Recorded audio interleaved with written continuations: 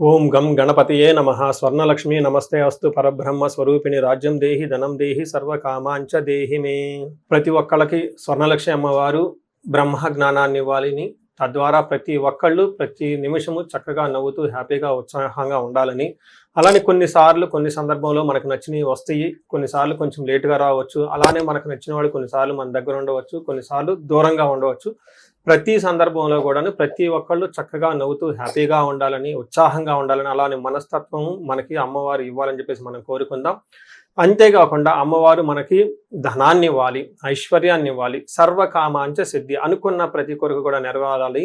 అట్లాంటి యొక్క అమ్మవారి యొక్క కృపా కటాక్షం మన మీద ఉండాలి. మనం ఎంతో ఉన్నతంగా ఎదగాలని చెప్పేసి మనం కోరుకుందాం. అంతేకాకుండా రాజ్యం దేహి, ప్రతి ఒక్కళ్ళకి ఒక అధికారము, పవరు, స్టేటస్, ఒక దర్జా, దర్పం, ఇవన్నీ కూడా ప్రతి ఒక్కళ్ళకి అమ్మవారికి మన అందరికి ఇవ్వాలని చెప్పేసి మనం కోరుకుంటూ, మనము మే మంత్ యొక్క రాశి ఫలాలు చెప్పుకుంటున్నాం. మే మంత్ రాశి ఫలాలు ఈ మంత్లో చాలా విశేషాలతో కూడుకొని ఉంది. ముందుగా ఒక 2 నిమిషాలు వాటి గురించి చర్చించుకొని తర్వాత 12 రాశుల గురించి మనం మాట్లాడుకుందాం. ఈ మాసం మనకు వెరీ ఇంట్రెస్టింగ్గా పౌర్ణమితో స్టార్ట్ అయ్యి, ఈ మాసం అంతా అంటే మే మంత్ అంతా పౌర్ణమితో స్టార్ట్ అయ్యి పౌర్ణమితో ఎండ్ అయిపోతుంది. మనం చూసుకుంటే ఇందులో వైశాఖ మాస పౌర్ణమితో స్టార్ట్ అయ్యి జ్యేష్ఠ మాస పౌర్ణమికి మనకి మే మంత్ అంతా ఎండ్ అయిపోతుందని గమనించుకోవాలి. ఇందులో 3 ముఖ్యమైన విశేషాలు ఉన్నాయండి. ఒకటి, ఈ మంత్ మనకి బిగినింగ్లోనే బుద్ధ పూర్ణిమతో స్టార్ట్ అయిపోతుంది. దీన్ని గురు పూర్ణిమ అంటారు, బుద్ధ పూర్ణిమ అని అంటారు, వైశాఖ మాస పూర్ణిమ అంటారు. చాలా చాలా విశిష్టత కలిగిన పూర్ణిమ. పర్టికులర్గా గురువుకు సంబంధించి, చంద్రుడికి సంబంధించి ఎవరైనా కనుక దోషాలు ఉంటే ఆ రోజున మెడిటేషన్, ధ్యానం చేస్తే చాలా బాగుంటుంది. కొన్ని వైష్ణవ టెంపుల్లో విష్ణుమూర్తికి కళ్యాణ మహోత్సవం కూడా జరుపుతూ ఉంటారు. చాలా చోట్ల జాతరలన్నీ జరుపుతూ ఉంటారు. ఒక వెరీ ఇంట్రెస్టింగ్, చక్కగా బాగా ఎంజాయ్ చేయవలసిన పౌర్ణమి వైశాఖ మాస పౌర్ణమి. తర్వాత మనకి 12 తారీఖు హనుమత్ జయంతి ఉంది. ఇది చాలా చాలా ముఖ్యం. పర్టికులర్గా ఏలినాటి శని ఎవరికైతే ఉంటుందో, తర్వాత కుజ దశ, కుజుడు అనుకూలంగా ఎవరికైతే ఉన్నారో వీళ్ళు ఈ హనుమత్ జయంతిని చక్కగా జరుపుకోవాలని నేను కోరుకుంటున్నాను. ఆస్ట్రాలజికల్గా అంటే జ్యోతిష శాస్త్రం ప్రకారం ఒక ముఖ్యమైన విషయం ఉందని అందరికీ బాగా తెలిసింది. కర్తరి అంటారు. అంటే సూర్యుడు కృతికా నక్షత్రంలో ప్రవేశించిన తర్వాత సూర్యుడి యొక్క తీవ్రత చాలా అధికంగా ఉంటుంది కాబట్టి ఈ 13 రోజులు 15 రోజులు కర్తరి అంటారు. ఈ రోజుల్లో ఎక్కువగా మంచి మంచి పనులు చేయకుండా నిషిద్ధం అని చెప్తూ ఉంటారు. 11వ తారీఖున కర్తరి స్టార్ట్ అవుతుంది, 28వ తారీఖు కర్తరి ఎండ్ అయిపోతుంది అనమాట. ఈ ఉన్న మధ్యలో 15-16 రోజులు మనం చూసుకుంటే కర్తరి అంటారు. ఈ కర్తరిలో జనరల్గా బావులు తవ్వటాలు, తర్వాత వ్యవసాయానికి సంబంధించిన పనులు స్టార్ట్ చేయటాలు, వివాహాలకు సంబంధించి లేదా కొంచెం గృహప్రవేశాలు లాంటివి చేయకుండా ఉంటే మంచిది. అయితే ఈ కర్తర ఆధ్యాత్మికానికి సంబంధించిన పనులు చేయడానికి చాలా చాలా యోగ్యతనిస్తూ ఉంటుంది. హోమాలు చేసుకోవచ్చు, విద్యారంభం చేసుకోవచ్చు, చాలా మంచి మంచి పనులు, ఆధ్యాత్మిక సంబంధించిన ఎలాంటి పనులైనా చక్కగా చేసుకోవచ్చు. అలానే ఇంటికి సంబంధించిన పనులు, పాత ఇంటికి సంబంధించిన పనులు అవన్నీ చక్కగా చేసుకోవచ్చు. ఆల్రెడీ అంతకుముందు వివాహానికి సంబంధించిన పనులు చేస్తుంటే ఈ టైంలో కూడా కంటిన్యూ చేసుకోవచ్చు. అయితే కొత్తగా మాత్రం కొన్ని విషయాలు మాత్రం చేయకూడదని చెప్తూ ఉంటారు. సో ఇందులో ఇంతే కాకుండా జ్యోతిష శాస్త్రం ప్రకారం 4 గ్రహాలు ఈ మాసంలో కూడా మారుతూ ఉన్నాయి. ఇది కూడా ఒక ముఖ్యమైన విషయం. మనం ఇక ముందు వీడియోలో ఈ 4 గ్రహాల యొక్క ఇంపాక్ట్ ప్రతి రాశికి ఎలా ఉందో మనం తెలుసుకుందాం. మనం తులారాశి చూస్తే మే మంత్లో ఎలా ఉందో మనం సూక్ష్మంగా తెలుసుకుంటే వీళ్ళకి చాలా ఛాలెంజింగ్గా ఉంది. అంటే కొన్ని విషయాల్లో సపోర్టివ్గా ఉంది, కొన్ని విషయాల్లో కొంచెం ఇబ్బంది పెట్టే విధంగా ఉంది. ముఖ్యమైన గ్రహాలు గమనించుకుంటే సూర్యుడు, కుజుడు అనుకూలమైన పరిస్థితుల్లో కంటే కూడా ఇబ్బందులు పెట్టే విధంగా ఉన్నారని గమనించుకోవాలి. తద్వారా ఈ మంత్ అంతా చక్కగా మీరు ప్లాన్ చేసుకుంటే చాలా జాగ్రత్తగా ముందుకెళ్ళిపోవచ్చు. ముందు ఎలా ఉంది ఏందో తెలుసుకోబోయే ముందు చిత్తా 2, 3, 4 పాదాలు, హస్త 1, స్వాతి 1, 2, 3, 4 పాదాలు, విశాఖ 1, 2, 3 పాదాలంతా తులారాశిలో ఉంటారని గమనించాలి. మనం పేరు బలం ప్రకారం చూసుకుంటే వీళ్ళకి రా, రీ, రు, రే, రో, తా, తీ, తూ, తే అన్న అక్షరాలంతా కూడా మనకి తులారాశిలో ఉంటారు. మనకి లఘు గోచారం, సూక్ష్మ గోచారం కాన్సెప్ట్ ప్రకారం తీసుకుంటే వార్తల్లో ముఖ్యాంశాలాగా ఈ మంత్ అంతా ఎలా ఉంటుందో మనం తెలుసుకోవచ్చు. అందులో భాగంగా చూస్తే సూర్యుడి వల్ల యాత్రలు చేసే అవకాశం ఎక్కువగా ఉంటుంది, కానీ శారీరకంగా బాగా టైర్డ్నెస్ అయిపోతారు, డీహైడ్రేషన్ అయిపోయి టైర్డ్గా ఉండే అవకాశం ఎక్కువగా ఉంటుంది. ఫస్ట్ 15 డేస్ కుజుడు చాలా చక్కగా సపోర్ట్ ఇస్తూ ఉన్నారు, సంపదలు వస్తుంటుంది. తర్వాత శారీరకంగా అగైన్ చాలా ఇబ్బందులు పెట్టేసి భార్యకు కానీ మీకు కానీ ఇబ్బందులు పెట్టే విధంగా ఉంటుంది. బుధుని వల్ల పుత్రుల ద్వారా లాభం ఉంటుంది. శుక్రుని వల్ల స్త్రీ సుఖాప్తి, అంటే స్త్రీల ద్వారా లాభం ఉండే అవకాశం ఎక్కువ ఉంటుంది. అంటే చూసుకుంటే మిక్స్డ్గా ఉంది. సూర్యుడు కుజుడు కొంచెం ఇబ్బంది పెడుతూ ఉన్నాడు, మిగతా గ్రహాలు కొంచెం యావరేజ్గా ఉన్నాయని చెప్పుకోవచ్చు. ఇప్పుడు మీరు గమనించుకుంటే ఒక్కొక్క నక్షత్రం ద్వారా ఒక ఒక ఇప్పుడు మీరు గమనించుకుంటే ఇప్పుడు మీరు గమనించుకుంటే ఎయిత్ హౌస్లో సూర్యుడు మీకు వెళ్తూ ఉన్నాడు. అంటే 7th నుంచి 8th హౌస్కు వెళ్ళటంతో ఓవరాల్గా ఈ ట్రాన్సిషన్ అనేది అంత మంచిది కాదు అని చెప్తారు. ఏ విధంగా అంటే మన మహర్షులు సంస్కృతంలో ఏం చెప్తారు, దుర్దోష శత్రు సంవాదో గమనాగమన గద దుఃఖ వార్తాశ్రుతం చైవ అష్టమస్తే యథా రవిహి అంటారు. 8వ స్థానంలో రవి ఉంటే ఏమవుతుంది గుర్తుపెట్టుకుని, దుర్దోష అంటే మీకు చెడు పనులు చేయాలన్న ఆలోచన మీకే వస్తుంది. స్మార్ట్ వర్క్గా చేద్దాం, ఎవరు చూస్తున్నారులే, కొంచెం ఎస్కేప్ వెళ్ళిపోదాము అని చెప్పే ఆలోచన ఉంటుంది. సంవాద శత్రు సంవాద, మీరంతా మీరే పోయి మీ శత్రువులతో గొడవలు పెట్టుకునే అవకాశం ఉంటుంది.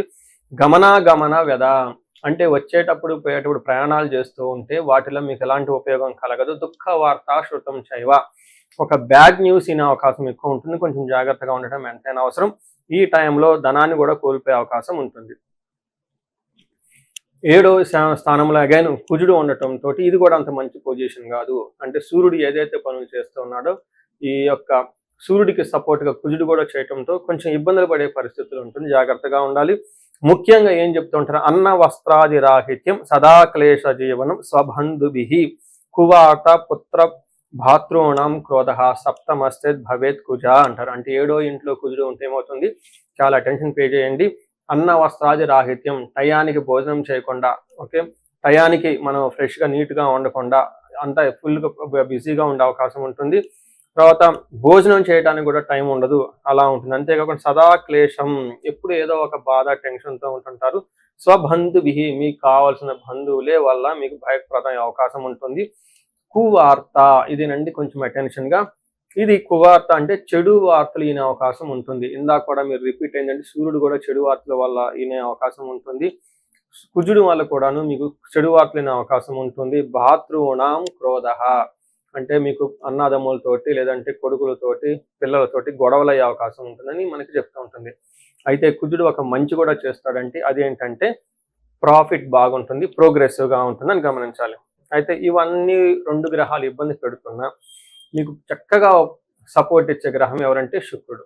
ఈ శుక్రుడు యొక్క సపోర్ట్ రావడంతో చాలా విధాలుగా బాగుంటుందని గమనించవచ్చు. ఏ విధంగా అంటే వస్త్రలాభం, మహా ఆరోగ్యం, గురు భక్తి, స్వధర్మకృత్, చిత్తశుద్ధి అభీష్టార్థ, నవమస్తే భవేత్ భృగో అంటారు. అంటే 9వ స్థానంలో శుక్రుడు ఉండటంతో మీకు మహాభాగ్య యోగం వస్తుంది. అంటే ఇందాక చెప్పుకున్న విధంగా ఎన్నో ప్రాబ్లమ్స్ ఉన్నా కానీ ఏదో ఒక లక్ ద్వారా మేము అన్ని చక్కగా దాటుకొని ముందుకు వెళ్ళిపోతారు. ఏ ప్రకారంగా వస్త్రలాభం ఉంటుంది, ఆరోగ్యం బాగుంటుంది, పెద్దవాళ్ళు చెప్పిన మాట వింటూ ఉంటారు, గురువుల యందు భక్తి ఉంటుంది, ధర్మబుద్ధిగా పనులు చేయాలనుకుంటూ ఉంటారు. అలానే చిత్తశుద్ధి, మైండ్ ఇంట్యూషన్ చాలా స్ట్రాంగ్గా చక్కగా ఉంటుందని చెప్పుకోవాలి. అయితే వీటితో పాటు లవ్ రొమాన్స్కి సంబంధించిన వ్యవహారాల్లో కూడాను కొంచెం మీకు అనుకూలంగా ఉండే అవకాశం ఉంటుంది. అయితే బుధుడు మీకు అగైన్ మంచి లాభాన్ని చక్కగా పుత్రుల ద్వారా బంధువుల ద్వారా ఒక మంచి సపోర్ట్ని అయితే తీసుకొస్తూ ఉన్నారు. సో చూసారు కదండి, కొన్నిసార్లు బాగా సపోర్టివ్గా ఉంది, కొన్నిసార్లు కొంచెం అంత సపోర్టివ్గా కూడా లేదు. మీకు అని గమనించుకొని ఎక్కడెక్కడ బాగుందో దాని మీద కాన్సన్ట్రేషన్ చేస్తూ ఎక్కడెక్కడ ప్రతికూలంగా ఉందో ఆ టైంలో మీరు కొంచెం టైం తీసుకొని కొంచెం పోస్ట్పోన్ చేసుకోవటం, నిదానంగా ఆలోచించి డెసిషన్ తీసుకుంటే బాగుంటుందని తెలుసుకోవాలి. అయితే మనం నక్షత్రాల వారీగా కూడా మనం ఎప్పుడు ప్రతి మాసం చెప్పుకుంటూ ఉంటాం. ఈ రాశిలో 3 నక్షత్రాలు ఉంటాయి. అవి చిత్తా, స్వాతి, విశాఖ 3 నక్షత్రాలు ఉంటాయి. ఈ నక్షత్రం బట్టి మనం చూసుకుంటే చిత్తా నక్షత్రం వాళ్ళకి పాజిటివ్గా రాజ్యలాభము, వస్త్రలాభము చూపిస్తుంది. అంటే మీకు ఖచ్చితంగా ప్రమోషన్ వచ్చే అవకాశం ఉంటుంది. షాపింగ్ చేసి చక్కగా మీకు కావాల్సిన ఐటమ్స్ కూడా కొనుక్కుంటూ ఉంటారు. అయితే ధనము దరిద్రము 2 చూపిస్తుంటుంది. అంటే హెల్త్ ఫైనాన్షియల్గా ఇబ్బందులు పడుతూ ఉంటారు. స్వాతి నక్షత్రం వాళ్ళకి రాజ్యలాభము, వస్త్రలాభము చక్కగా ఉంది. అంటే ప్రమోషన్స్ వచ్చే అవకాశం ఉంటుంది, గిఫ్ట్లు వచ్చే అవకాశం ఉంటుంది. అయితే కానీ వీళ్ళకి కూడాను దరిద్రము, ధనహీనత, టయానికి కావాల్సిన డబ్బులు లేకుండా ధనానికి ఇబ్బంది పడుతూ ఉంటారు. విశాఖ నక్షత్రం వాళ్ళకి ధనహీనత, దరిద్రము చూపిస్తూ ఉంటుంది. వీళ్ళకి రాజ్యలాభము కూడా చూపిస్తుంది. పదవి ప్రమోషన్, ఆ పదవి ప్రమాణం స్వీకారం లాగా చేసే అవకాశము, మంచి బట్టలు కొనే అవకాశం ఉంటుంది. వీటితో పాటు ఈ 3 నక్షత్రాలకి చిత్తా, స్వాతి, విశాఖ నక్షత్రం వాళ్ళకి గాయాలయ్యే అవకాశం ఉంటుంది. పర్టికులర్గా విశాఖ నక్షత్రం వాళ్ళకి కార్యహాని, అనుకున్న పనుల్లో ఇబ్బందులు పడే అవకాశం ఉంటుంది. ఇవి కాకుండా మిగతా స్వాతి నక్షత్రం వాళ్ళకి కొంచెం మానసికంగా టెన్షన్లు అధికంగా ఉండే అవకాశం ఉంటుంది. సో చూశారు కదండి, ఏదున్నా కానీ చిన్న చిన్న అవంతరాలు కొంచెం ప్రాబ్లంతో ఓల్ మంత్ అంతా సక్సెస్ఫుల్గా ఉంటుందని మీరు గమనించుకోవాలి. ఈ రాశి వారికి ముఖ్యంగా ఎవరైతే ఏజ్ 35 నుంచి 45 మధ్యలో ఉన్నారో వాళ్ళకి ఒక రీసెర్చ్ గ్రూప్ లాగా స్టడీ చేస్తున్నాను నేను. ఎవరికైనా గనక ఆర్థికంగా ఇబ్బందులు పడిపోతూ ఉంటే స్వర్ణలక్ష్మి విశేష హోమం అని ఉంటుంది, దాన్ని చక్కగా జరిపించుకోండి. తద్వారా మీకు బహుముఖ ఆదాయము వనరుల ద్వారా వచ్చే అవకాశం ఉంటుంది. మల్టీ సోర్సెస్ ఆఫ్ ఇన్కమ్ వస్తుంది. అంతేకాకుండా భార్యాభర్తల మధ్య చాలా చక్కగా అన్యోన్యంగా ఉండాలి, అభివృద్ధి జరగాలనుకున్నప్పుడు అన్యోన్య దాంపత్య పాశుపత అభిషేకము లేదా విశ్వావసు గంధర్వరాజ అభిషేకం అని ఉంటుంది, దాన్ని చక్కగా జరిపించండి. అంతేకాకుండా చాలాసార్లు మేము చండీ హోమాలు ఎక్కువ జరిపిస్తూ ఉన్నాము. లాస్ట్ మంత్ చూసుకుంటే చాలా చండీ హోమాలు చేస్తాము. ప్రతి ఒక్కళ్ళకు కూడా శత్రు బాధలు ఉన్నా, లేదంటే కోర్టు వ్యవహారాల్లో సరైన అటిడు కాకుండా మధ్యలో ఆగిపోతున్న, మీరు ఆఫీసుల్లో ఒక మంచి మేనేజర్ లెవెల్ పొజిషన్లో ఉండి సీనియర్ పొజిషన్లో ఉన్న, మీ మీద ప్రమోషన్ రాకుండా అడ్డుపడుతున్న వేరే వాళ్ళు మీకు కావాలని ఇబ్బంది పెడుతున్నా కానీ ఇలాంటి వాళ్ళు చండీ హోమం చేయించుకున్న, అలానే రాహు దశ ఎవరికైతే నడుస్తుందో వాళ్ళంతా రాహు అంతర్దశలో వాళ్ళు ఉన్నారో చండీ హోమం చేయించుకుంటే చాలా బాగుంటుంది. అంతేకాకుండా ఇది పిల్లలకి అకాడమిక్ టైం కాబట్టి మనకి విద్య బాగా రావటానికి మనకి 3 రకాల దేవతలను ఉపాసన చేస్తూ ఉంటారు జనరల్గా.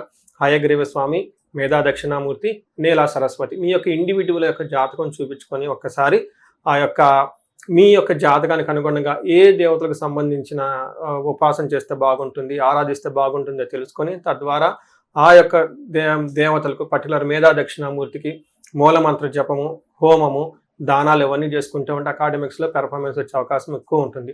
ఇవి కాకుండా మీకు ఎలాంటి సమస్య ఉన్న, కాలసర్ప దోషం ఉన్న, పర్టికులర్గా వివాహానికి ఇది మ్యారేజెస్ టైం కాబట్టి మీకు 28 సంవత్సరాలు 27 వచ్చి ఇంకా వివాహం పోవట్లేదంటే ఖచ్చితంగా ఏదో ఒక దోషం ఉంటుంది. అవన్నీ చూపించుకుంటూ ఉంటే చూపించుకొని పరిహారాలు చేయించుకుంటే తీవ్రతను బట్టి చక్కగా పెళ్ళే అవకాశం ఎక్కువ ఉంటుంది. ఇవి కాకుండా మీ లైఫ్ అప్పటిదాకా 35 ఇయర్స్ వరకు చాలా బాగుంది, మాకు 35-45 మధ్యలో ఉండి అనుకోని విధంగా మేము మధ్యలో కెరీర్లో ఆగిపోయాము, స్టాగ్నేషన్ పీరియడ్ వచ్చింది, కన్ఫ్యూజన్ వచ్చింది, ఎటెల్లలో అర్థం కావట్లేదు అనుకున్న వాళ్ళు ఒక్కసారి జాతక చక్రం చూపించుకొని ఎందుకు ఇది వచ్చింది, దానికి ఏమన్నా శాపాలు ఉన్నాయా, లేదంటే ఏమన్నా గ్రహ దోషాలు ఉన్నాయో తెలుసుకొని ఆ శాపాలు ఆ గ్రహ దోషాలు తీసేసుకుంటే లైఫ్ 10 ఇంట్లో ఖచ్చితంగా ముందుకెళ్తూ ఉంది. ఇంకా ఒకటి, ఎవరికైతే ఏలినాడు శని, అర్ధాశ్రమ శని, తర్వాత అష్టమ శని నడుస్తూ ఉందో వాళ్ళందరూ కూడాను చక్కగా సంపూర్ణ శాంతి పూజలు చేయించుకోవాలని చెప్పేసి, మీకు ఎలాంటి సమస్య ఉన్నా కానీ దానికి చక్కటి పరిష్కారం ఉంది. ఎలాంటి కన్ఫ్యూజన్ ఉన్నా దానికి పరిష్కారం మీ జాతకంలోనే ఉంది.